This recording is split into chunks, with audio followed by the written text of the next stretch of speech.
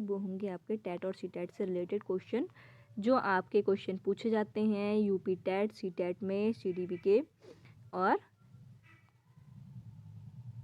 आपके जो क्वेश्चन होते हैं चाइल्ड साइकोलॉजी के। तो आपके क्वेश्चन यहाँ से स्टार्ट करते हैं। यहाँ से स्टार्ट करने से पहले आपको बता दें, पिछली जो क्लास हुई थी तो उसमें आपके क्वेश्चन, लास्ट जो क्वेश्चन था उसका क्या आंसर था। देखिए आपका लास्ट क्वेश्चन ये था, निम्नलिखित में से कौन सा बुद्धि और विकास के सिद्धांतों में से संबंधित नहीं है। तो यहाँ पे राइट आपका आंसर था थर्ड, वर्गीकरण का सिद्धांत। तो चलिए अब आपका क्लास आपकी जो है वो है 8। तो यहाँ पर आपके क्वेश्चन स्टार्ट करते हैं। तो आपका पहला क्वेश्चन है, कक्षा शिक्षण में पाठ्य प्रस्तावना सोपान सीखने में के किस नियम पर आधारित है। तो आपको बताना है प्रभाव का नियम, तत्परता का नियम, सादृश्यता का नियम या सहचारी का नियम। तो यहाँ पर आपका सही आंसर हो जाएगा तत्परता का नियम। चलिए नेक्स्ट क्वेश्चन पे चलते हैं। नेक्स्ट आपका क्वेश्चन है, अवधान के आंतरिक अथवा व्यक्तिनिष्ठ निर्धारक है तो कौन है, वो आपको बताना है।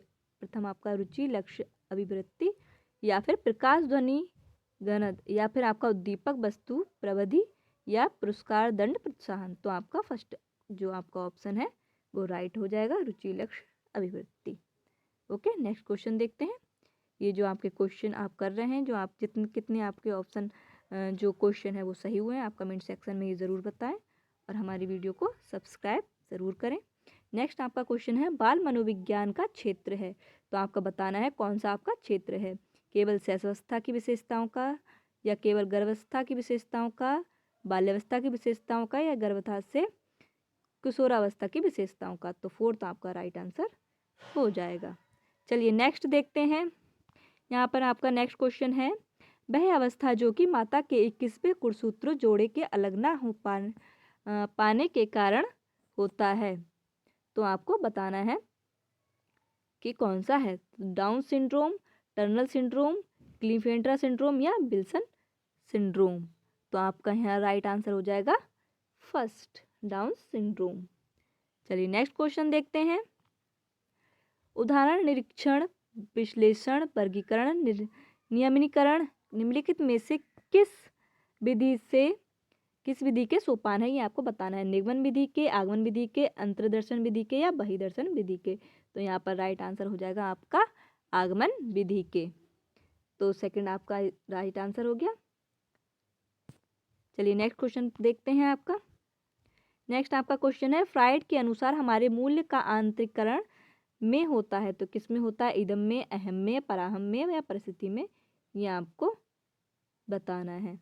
तो यहाँ आपका राइट आंसर हो जाएगा परम में।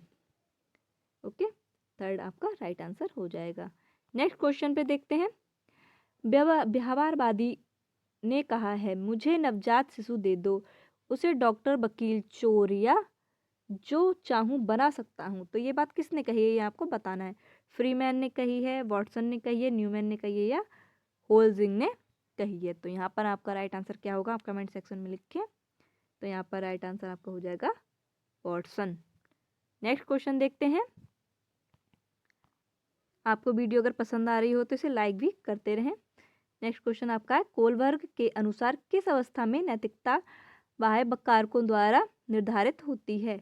तो आपको बताना है, पूर्व पारस्परिक अवस्था, पारस्परिक अवस्था, पश्चात पारस्परिक अवस्था, या इनमें से कोई नहीं। तो बताइए यहाँ राइट आंसर कौन सा होगा। तो आपका राइट आंसर होगा फर्स्ट, पूर्व पारस्परिक अवस्था। चलिए नेक्स्ट क्वेश्चन देखते हैं। आप ये पेपर करते रहें ताकि आपकी प्रैक्टिस अच्छे से होती रहे और आप सभी जो भी परीक्षा दे रहे हैं सभी अच्छे अंक प्राप्त करें। नेक्स्ट आपका क्वेश्चन है, निम्नलिखित में से कौन सा एक सही क्रम है, आपको बताना है। अंडाणु होता है, फिर शुक्राणु होता है, फिर ब्लास्टोसिस्ट होता है, या युग्मनज होता है। नेक्स्ट आपका है, पहले ब्लास्टोसिस्ट होता है, अंडाणु, शुक्राणु होता है, फिर युग्मनज होता है। नेक्स्ट आपका है, ब्लास्टोसिस्ट होता है, युग्मनज होता है, अंडाणु, शुक्राणु होता है। नेक्स्ट आपका है, अंडाणु, शुक्राणु, युग्मनज, या ब्लास्टोसिस्ट। तो यहाँ आपका राइट आंसर क्या होगा वो आपको बताना है। तो यहाँ पर आपका राइट आंसर हो जाएगा, पहले होता है अंडाणु, फिर होता है शुक्राणु, फिर होता है युग्मज, फिर होता है ब्लास्टोसिस्ट, यानी आपका फोर्थ राइट आंसर हो जाएगा। ये क्रम आप याद कर लें। नेक्स्ट देखते हैं,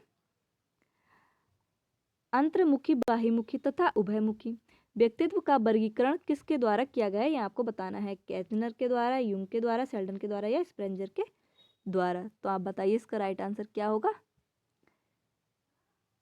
तो इसका राइट आंसर हो जाएगा आपका थर्ड, शेल्डन के द्वारा। नेक्स्ट आपका क्वेश्चन है, ध्यान आकर्षित होने से की प्रमुख भूमिका होती है, तो किसकी प्रमुख भूमिका होती है वो आपको बताना। उद्दीपन की तीव्रता का, उद्दीपन की उपदेयता का, या फिर उद्दीपन की विश्वसनीयता का, या उद्दीपन की सक्रियता का। तो बताइए इसमें राइट आंसर कौन सा हो सकता है। तो यहाँ पर राइट आंसर आपका होगा उद्दीपन की तीव्रता, यानी फर्स्ट आपका ऑप्शन राइट हो जाएगा। चलिए नेक्स्ट देखते हैं, इसमें पूछा है छात्र में रुचि उत्पन्न करने की कला है, तो बताइए इसमें क्या ऑप्शन आएगा। शिक्षण छात्र में रुचि उत्पन्न करने की कला है, या समदृष्टि, या फिर सहानुभूति, या प्रेरणा। तो यहाँ आपका राइट आंसर हो जाएगा, आप बताइए क्या हो सकता है। तो यहाँ पर राइट आंसर आपका होगा प्रेरणा, फोर्थ आपका ऑप्शन जो है राइट हो जाएगा। नेक्स्ट क्वेश्चन देखते हैं, फ्राइड के अनुसार बताइए इसमें से कौन सा कथन सत्य है, वो आपको बताना है। ग्रहण किए हुए सीखे हुए तथ्यों को धारणा करने या पुनः स्मरण करने की असफलता को विस्मरण कहते हैं। नेक्स्ट आपका है, विस्मरण का अर्थ है किसी समय प्रयत्न करने पर भी किसी पूर्व अनुभव का स्मरण करने या पहले की सीखी हुई किसी क्रिया को करने की असफलता। नेक्स्ट आपका है, विस्मरण वह प्रवृत्ति है जिसके द्वारा दुखद अनुभव को स्मृति से अलग कर दिया जाता है। नेक्स्ट आपका उपयुक्त में से कोई नहीं, लेकिन आपका यहाँ राइट आंसर क्या होगा आप बताइए। तो राइट आंसर आपका होगा थर्ड, विस्मरण वह प्रवृत्ति है जिसके द्वारा दुखद अनुभवों को स्मृति से अलग कर दिया जाता है, मतलब मेमोरी से अलग कर दिया जाता है। चलिए नेक्स्ट देखते हैं, वह मापनी जिसमें अंतराल मापनी के समस्त गुण के साथ परम शून्य भी हो कहलाती है। तो आपको बतानी क्या कहलाती है, नामित मापन, कम सूचक मापन, अंतराल मापन, या अनुपात मापन। लेकिन यहाँ पर आपका राइट आंसर हो जाएगा फर्स्ट, नामित मापन। ओके फ्रेंड्स, इस वीडियो को ज़्यादा से ज़्यादा सब्सक्राइब करें ताकि और लोगों को प्रैक्टिस भी, जो बच्चे पेपर देते हैं उनके प्रैक्टिस हो सके। अपने फ्रेंड्स को ज़रूर शेयर करें। नेक्स्ट आपका क्वेश्चन है, SOR किसके द्वारा प्रस्तावित किया गया है। तो आपको बताना है कोफ के द्वारा, गेस्टाल्टवादियों के द्वारा, या वॉटसन के द्वारा, या फिर कोहलर के द्वारा। तो ये आपका लास्ट क्वेश्चन है और इसका आंसर आपको कमेंट सेक्शन में बताना है। ओके, आप इसका आंसर ज़रूर दें, और आपको अगर वीडियो पसंद आ रही हो तो प्लीज़ हमारे चैनल को लाइक, कमेंट, शेयर और सब्सक्राइब ज़रूर करें। Thanks for watching.